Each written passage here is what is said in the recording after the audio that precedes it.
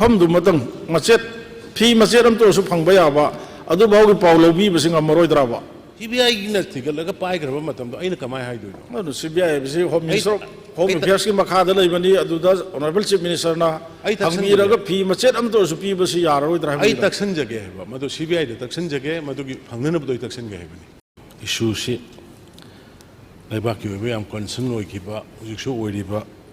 ꯑꯗꯨꯒ ꯈ꯭ꯋꯥꯏꯗꯒꯤꯁꯨ ꯅꯨꯡꯉꯥꯏꯇꯕꯁꯤꯡꯒꯤ ꯃꯅꯨꯡꯗ ꯈ꯭ꯋꯥꯏꯗꯒꯤ ꯅꯨꯡꯉꯥꯏꯈꯤꯗꯕ ꯊꯧꯗꯣꯛ ꯑꯃ ꯑꯣꯏꯕ ꯅꯨꯡꯉꯥꯏꯇꯕ ꯃꯌꯥꯝ ꯑꯃ ꯊꯣꯛꯑꯦ ꯂꯥꯁ ꯊꯥꯔꯠ ꯃꯦꯗꯒꯤꯅ ꯍꯧꯖꯤꯛ ꯐꯥꯎꯁꯤꯗꯩꯗ ꯊꯣꯛꯈꯤꯕ ꯊꯧꯗꯣꯛꯁꯤꯡꯗ ꯌꯥꯝ ꯁꯥꯊꯤꯅ ꯁꯣꯀꯤꯡ ꯑꯣꯏꯕ ꯅꯨꯡꯉꯥꯏꯇꯕ ꯇꯥꯍꯩꯗꯕ ꯌꯦꯡꯍꯩꯗꯕ ꯃꯌꯥꯝ ꯑꯃ ꯊꯣꯛꯑꯦ ꯑꯗꯨꯒꯤ ꯃꯅꯨꯡꯗ ꯈ꯭ꯋꯥꯏꯗꯒꯤ ꯍꯦꯟꯅ ꯅꯨꯡꯉꯥꯏꯇꯕꯒꯤ ꯃꯔꯛꯇ ꯑꯃꯅꯤ ꯑꯗꯨꯕꯨ ꯁꯔ ꯒꯚꯔꯟꯃꯦꯟꯠꯀꯤ ꯁꯥꯏꯠꯇꯒꯤ ꯑꯩꯈꯣꯏ ꯁ꯭ꯇꯦꯠ ꯒꯚꯔꯟꯃꯦꯟꯠꯅ ꯍꯣꯠꯅꯕꯗ ꯃꯁꯤꯗꯩꯗ ꯈꯔ ꯀꯝꯄ꯭ꯂꯤꯀꯦꯁꯤ ꯈꯔ ꯂꯥꯛꯄ ꯑꯥꯔꯝꯁ ꯃꯤꯂꯤꯇꯦꯟꯠ ꯇꯦꯔꯣꯔꯤꯁ ꯀꯥꯡꯕꯨ ꯌꯥꯎꯕꯒꯤ ꯂꯥꯛꯄꯗꯒꯤ ꯆꯤꯡꯅꯕ ꯂꯩꯕꯗꯒꯤ ꯍꯥꯏꯕ ꯇꯥꯔꯦ ꯑꯩꯈꯣꯏꯅ ꯃꯁꯤꯒꯤ ꯀꯦꯁꯁꯤ ꯗ ꯍꯥꯏꯌꯦꯁ ꯑꯦꯖꯦꯟꯁꯤ ꯚꯥꯔꯠꯀꯤ ꯃꯗ ꯁꯤꯟꯅꯕꯅꯤ ꯑꯗꯨꯅ ꯁꯥꯔ ꯍꯧꯖꯤꯛ ꯑꯣꯅꯔꯦꯕꯜ ꯃꯦꯝꯕꯔꯅꯁꯨ ꯂꯣꯏꯅ ꯍꯥꯏꯈ꯭ꯔꯦ ꯃꯤ 6 ꯐꯥꯏ 6ꯇꯨꯒꯤ ꯃꯅꯨꯡꯗ 2 ꯑꯃꯗꯤ ꯃꯥꯏꯅꯔꯅꯤ ꯃꯥꯏꯅꯔꯁꯤꯡꯒꯤ ꯔꯤꯂꯦꯇꯤꯚꯁ ꯁꯤꯟꯅꯈ꯭ꯔꯦ 4ꯗꯨ ꯍꯧꯖꯤꯛ CBIꯒꯤ ꯀꯁꯇꯗꯤꯗ ꯂꯩ ꯑꯗꯨꯒ ꯃꯗꯨ ꯑꯩꯈꯣꯏꯅ ꯁ꯭ꯇꯦꯠ ꯒꯚꯔꯟꯃꯦꯟꯠꯅ ꯇꯧꯕꯗ ꯏꯟꯀꯟꯚꯤꯅꯤꯌꯦꯟꯠ ꯑꯣꯏꯕ ꯈꯔ ꯂꯩꯔꯦꯅ ꯍꯥꯏꯕꯗꯒꯤ CBIꯗ ꯁꯤꯟꯅꯔꯒ ꯇꯧꯔꯤꯕꯅꯤ ꯑꯩꯈꯣꯏ CBIꯒꯁꯨ ꯃꯇꯝ ꯄꯨꯝꯅꯃꯛꯇ ꯑꯩꯈꯣꯏ ꯐꯥꯎꯅꯔꯒ ꯂꯩ ꯒꯥꯔꯖꯤꯌꯥꯟꯁꯤꯡꯗꯨ ꯂꯥꯛꯑꯝꯃꯤ ꯌꯥꯝ ꯅꯨꯡꯉꯥꯏꯇꯦ ꯑꯩꯈꯣꯏ ꯎꯕꯗ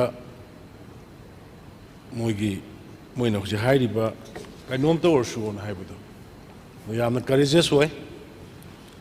ꯊꯣꯛꯈꯤꯕ ꯊꯧꯗꯣꯛꯇꯨ ꯃꯆꯥ ꯂꯩꯈꯤꯗ꯭ꯔꯦ ꯁꯤꯒꯨꯝꯕ ꯅꯥꯇꯩ ꯆꯥꯗꯕ ꯑꯃꯗ ꯍꯥꯏꯅ ꯈꯪꯉꯒꯁꯨ ꯃꯥꯒꯤ ꯇꯧꯐꯝ ꯊꯣꯛꯄ ꯈꯔꯗꯨ ꯇꯧꯒꯦ ꯍꯥꯏꯅ ꯊꯤꯕꯅꯤ ꯔꯥꯏꯠꯐꯨꯜ ꯀ꯭ꯂꯦꯝꯅꯤ ꯑꯗꯨꯕꯨ ꯊꯣꯛꯏꯕ ꯊꯧꯗꯣꯛꯁꯤꯅ ꯑꯩꯈꯣꯏ ꯁ꯭ꯇꯦꯠ ꯒꯚꯔꯟꯃꯦꯟꯠꯅ ꯇꯧꯕꯗ ꯏꯟꯀꯟꯚꯤꯅꯤꯌꯦꯟꯠ ꯑꯣꯏꯕ ꯗꯤꯐꯤꯀꯜꯇꯤꯁ ꯑꯣꯏꯕ ꯈꯔ ꯂꯥꯛꯄꯗꯒꯤ ꯁꯔ ꯑꯩꯈꯣꯏ CBIꯗ ꯁꯤꯟꯅꯕꯅꯤ ꯃꯥꯒꯤ ꯃꯗꯨꯗ ꯆꯤꯡꯅꯕ ꯃꯣꯕꯥꯏꯜ ꯀꯔꯤ ꯀꯔꯤ ꯑꯌꯥꯝꯕ ꯂꯣꯏꯅ ꯐꯥꯒꯠꯂꯦ ꯑꯩꯈꯣꯏꯒꯤ ꯔꯤꯄꯣꯔꯠꯇ ꯑꯗꯨꯕꯨ ꯑꯟꯗꯔ ꯏꯟꯚꯦꯁꯇꯤꯒꯦꯁꯟ CBIꯒꯨꯝꯕ ꯑꯃꯒꯤ ꯃꯈꯥꯗ ꯊꯤꯒꯠꯂꯒ ꯂꯩꯕꯅꯤꯅ ꯃꯁꯤꯗꯩꯗ ꯑꯩ ꯌꯥꯝ ꯏꯂꯥꯕꯣꯔꯦꯠꯂꯤ ꯈꯟꯅꯕ ꯐꯠꯇꯕ꯭ꯔꯥ ꯃꯔꯝ ꯆꯥꯗꯕ꯭ꯔꯥ ꯍꯥꯏꯅ ꯈꯜꯂꯤ ꯑꯗꯨꯅ ꯍꯧꯖꯤꯛꯀꯤ ꯃꯔꯝꯅ ꯑꯣꯅꯔꯦꯕꯜ ꯃꯦꯝꯕꯔꯅ ꯄꯨꯈꯠꯄꯤꯈꯤꯕ ꯀꯟꯁꯔꯟꯗꯣ ꯑꯩꯈꯣꯏ ꯆꯞ ꯆꯥꯅ ꯂꯩ ꯑꯩꯈꯣꯏ CBIꯒꯤ ꯑꯣꯊꯣꯔꯤꯇꯤꯗ ꯀꯟꯅ ꯑꯗꯨꯝ ꯍꯥꯏꯅꯔꯒ ꯅꯈꯣꯏ ꯀꯔꯤꯅꯣ ꯇꯧꯔꯒ somehow ꯃꯁꯥꯗꯨꯒꯤ ꯄꯨꯔꯥ ꯐꯪꯗ꯭ꯔꯒꯁꯨ ꯀꯩꯒꯨꯝꯕ ꯑꯃꯇ ꯑꯣꯏꯔꯁꯨ ꯇꯧꯔꯀꯥꯟꯗ ꯑꯩꯈꯣꯏꯒꯤ ꯆꯠꯅꯕꯤꯁꯤ ꯇꯧꯅꯕ ꯍꯥꯏꯅ ꯇꯧꯕꯤꯌꯨ ꯍꯥꯏꯅ ꯀꯟꯅ ꯇꯛꯅꯔꯒ ꯂꯥꯛꯄꯅꯤ ꯍꯧꯖꯤꯛꯁꯨ ꯇꯛꯅꯔꯤꯁꯦ ꯑꯗꯨ ꯀꯩꯅꯣꯒꯤ ꯍꯦꯝꯖꯤꯠꯀꯤ ꯂꯩꯈꯤꯗ꯭ꯔꯕ ꯍꯦꯝꯖꯤꯠꯀꯤ ꯐꯤꯖꯝ ꯍꯦꯝꯖꯤꯠꯀꯤ ꯃꯣꯏ ꯍꯧꯖꯤꯛꯀꯤ ꯑꯣꯅꯔꯦꯕꯜ ꯃꯦꯝꯕꯔꯅ ꯍꯥꯏꯕ ꯑꯗꯨꯃꯥꯏꯅ ꯄꯪꯒꯣꯡꯅ ꯇꯧꯔꯒ ꯑꯩꯈꯣꯏꯒꯤ ꯃꯩꯇꯩꯒꯤ ꯆꯠꯅꯕꯤꯗ ꯇꯧꯈ꯭ꯔꯦ ꯏꯆꯥꯅꯨꯄꯤꯗꯨꯒꯤ ꯇꯧꯗ꯭ꯔꯤ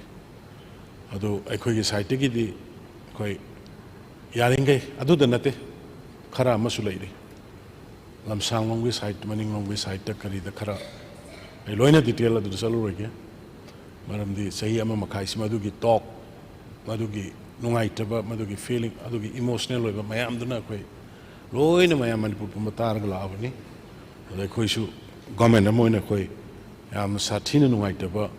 ꯑꯗꯨꯒ ꯐꯪꯅꯅꯕ ꯌꯥꯝ ꯀꯟꯅ ꯑꯦꯅꯤ ꯃꯤꯟꯁ ꯑꯃ ꯇꯧꯔꯀꯥꯟꯗ ꯍꯣꯠꯅꯖꯔꯤ ꯑꯗꯨꯅ ꯑꯣꯅꯔꯦꯕꯜ ꯃꯦꯝꯕꯔꯅ ꯁꯤꯌꯥꯔ ꯇꯧꯔꯤꯕ ꯑꯋꯥꯕ ꯅꯨꯡꯉꯥꯏꯇꯕ ꯑꯗꯨꯒ ꯐꯦꯃꯤꯂꯤꯅ ꯃꯅꯤꯄꯨꯔꯒꯤ ꯃꯤꯌꯥꯝꯅ ꯃꯗ ꯑꯩꯈꯣই ꯁꯔꯨꯛ ꯌꯥꯖꯩ ꯑꯗꯨꯒ ꯂꯣꯏꯅꯅ CBIꯒꯤ ꯃꯣꯏꯒꯤ ꯀꯦꯄꯥꯁꯤꯇꯤ ꯕꯦꯁ ꯀꯦꯄꯥꯁꯤꯇꯤ ꯃꯣꯏꯒꯤ ꯑꯔꯩꯕ ꯁꯣꯔꯁ ꯇꯧꯔꯀꯥꯟꯗ ꯍꯥꯏꯔꯤꯕꯁꯤꯡꯁꯤꯒꯤ ꯂꯪꯂꯥ ꯂꯪꯖꯤꯟ ꯄꯨꯊꯣꯛꯅꯕꯗꯨ ꯍꯥꯏꯔꯤꯕꯁꯤ ꯅꯠꯇꯅ ꯑꯇꯩꯒꯤꯁꯨ ꯃꯣꯏꯗ ꯁꯤꯟꯅꯕ ꯀꯦꯁꯁꯤꯡꯒꯤ ꯄꯨꯊꯣꯛꯅꯕ ꯑꯗꯨꯒ ꯌꯥꯝ ꯃꯔꯨꯑꯣꯏꯅ ꯍꯧꯖꯤꯛꯀꯤ ꯏꯆꯥꯅꯨꯄꯥꯁꯤꯒ ꯏꯆꯥꯅꯨꯄꯤꯁꯤꯒ ꯑꯅꯤꯒꯤꯁꯤ ꯑꯩꯈꯣꯏ ꯇꯛꯁꯟꯖꯒꯦ ꯍꯥꯏꯗꯅ ꯁꯥꯔ ꯑꯗꯨꯃꯥꯏꯅ ꯊꯝꯖꯒꯦ ꯁꯥꯔ ꯑꯩꯈꯣꯏꯒꯤ ꯁꯔꯀꯥꯔꯅ ꯍꯣꯠꯅꯔꯤ ꯌꯦꯡꯁꯤꯜꯂꯤ ꯊꯤꯖꯤꯜꯂꯤ ꯍꯥꯏꯕꯁꯤꯗꯅꯤ ꯁꯥꯔ ꯑꯩꯈꯣꯏ ꯊꯕꯛꯁꯦ ꯑꯃꯠꯇ ꯀꯩꯅꯣ ꯇꯧꯕ ꯉꯝꯗꯕ ꯑꯩꯅ ꯊꯝꯖꯅꯤꯡꯉꯤꯁꯦ ꯁꯥꯔ ꯀꯦꯁꯀꯤ status 31/12/2023 the charge sheet frame तौखरे सा अदुगा अक्टोबर की तांग 13 सिदा मास्टर प्लान है बताई अंगांग अनिसी हाटपसिदा मास्टर प्लान ओइबा हेड ओइबा है बतारे पाउलुन मांग हाइबा अमा पुणे दगी फारे हाइदना मदुगी खबर दुदि सार अई यावजरे सिदा खबर सिदा याम चावनु सु यावला सा चार्ज शीट केस अमा क्राइम अमा चेनब कान चार्ज शीट अमा फ्रेम तौबसिनि ख्वाइ मरु ओरसि अदु चार्ज शीट से ngsi tha 8-9 changchale December gi aroiba tang 38 dani ngasi August ki tang 8 ni sa adu sidai sida khoi gi achum aran ama maduna te sar ai khangi khoi gi custody adi court laiba khotpa karai phongang ba ya da ba sar constitution na loina piri bang tani ya bana se ya da bana se adom da ai thamjaroi sa aina haijaning di thani pan changchale sar se thaga khiba master plan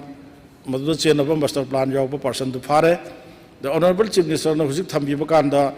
बोइनो पाइरम pot चै खरसु recover तौबगी pot अदोय थाक तो बहु यौरबनिना अदु अरगदि सोइदना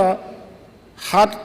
सिरबा थवा यावद्रबा हक्सांग अनिदो सोइदना मफम सिदा फुमि हाबसे सार खंगफम थोएना इ लवे स्टेट की मखादा सीबीआई से लैत्रगसु मिनिस्टर ऑफ होम अफेयर्स की मखादा लैबनिना Honorable Chief Minister na sigi case sigi matang si telephone or su second number dadum confirmation lobi ba yaba pot ne ba ina thamjari se aduna thani pan phajal aba master plan mastermind mi pharba adagi hairi ba angang singduna pairam ba pot chai kari recovery to ba yaure hairabani na moigi dead body se masi loin adi saru machet amato su phangan bi hari se masi phangan bam thoi aduna मसी हुजिक हुजिक up to date करी लेगे हाइदुम तंग थम्बियो सा